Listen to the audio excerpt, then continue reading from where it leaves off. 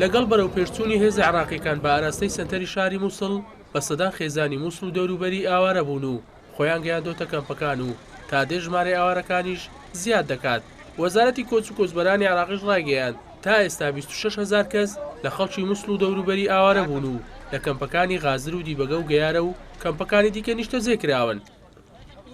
مامۆستا حەسەن یەکێکە لە ئاوارەکان و ئێستا لە کەمپی غازرە. ئەو کە پێشتر دانیشتوی بەرتر لەبووە و دەڵێت ژیان لە ژێردەستی داعش وەکو مردن وایە.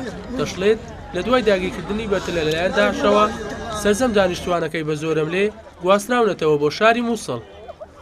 والله جيان مردنا يعني كو يخسر او هاي يعني اتو يخسر بدستي يعني باغ بلا قلدت كوجي يعني نيا ديت بيلخ دركده دات دتشجوري ديت بان خاني شردكات حتى بمري وتعامل يعني لقى العالمين ديجي احنا لولا من عندكم اما اولاترن لهوا ايوا تشينين انتم مرتدين انتم كفره او ديجيت هەرچەندە ئەو ژنانە زیاتر لە 30 کیلۆمەتر لە ژێر دەسەڵاتی چەکدارانی داعش دوور کەوتونەتەوە، بەڵام بە وتەی خۆیان هێشتا شۆکی ترسی داعش بەری نەداون و وای لێکردوون تا ئێستا نەتوانن نیقابەکەیان لا بدەن لە کاتێکدا بەشێک لەوان پێش هاتنی داعش نیقابیان نەکردووە.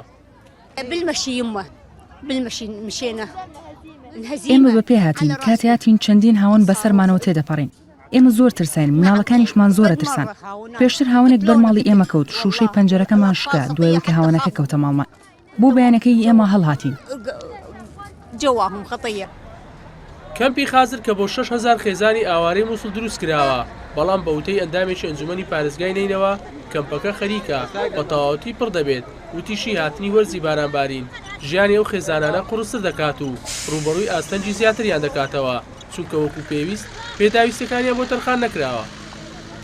کاری ئەمە کوردستان ناتوانێت ئەو ئێستا بڕۆنە عالەمی 10,000 کەس تازە لە میسل هاتینە ئەگە ئەو ئەزمە درێژ بێت و میسری نەبن دەویدە کاریتە ئینسانی منەظەماتی دەولیش هاریکارە حکوومەتیش میسلش بەغداد چی پارەی تەخسیس نەکردە هەندێک ئێستاداداتیان کردیە بۆ 20% هەر ئێستا گەشتە زۆربەی ئێستا ئەو کەمپەش 6,000 تێدایە 6,000 خێوەتی ئەوەش قەپات دەبێت ئەو خەڵکە کێ بچێت هێشتا کەمپانەکانی دروست نەبیە يعني بەڕاستی يعني کارەساتە.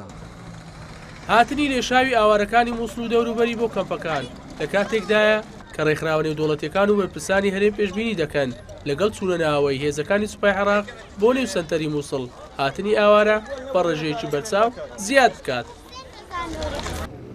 لەگەڵ دەستپێکردنی ئۆپەراسیۆنی کۆنتڕۆڵکردنەوەی شاری مووسڵ بە سەدان خێزان بە هەر جۆرێک بێت ڕێگایەکیان دۆزیوەتەوە بۆ ئەوی بگەنە شوێنێکی ئارام و لە ژێر دەستی چەکدارانی داعش ڕزگاریان بێت وە خۆشیان باسی دەکەن بە 1000 خێزانی دیکەش چاوەڕێن بۆ ئەوەی ڕێگایەک بدۆزنەوە تاوەکو لە بن دەستی داعش ڕزگاریان بێت.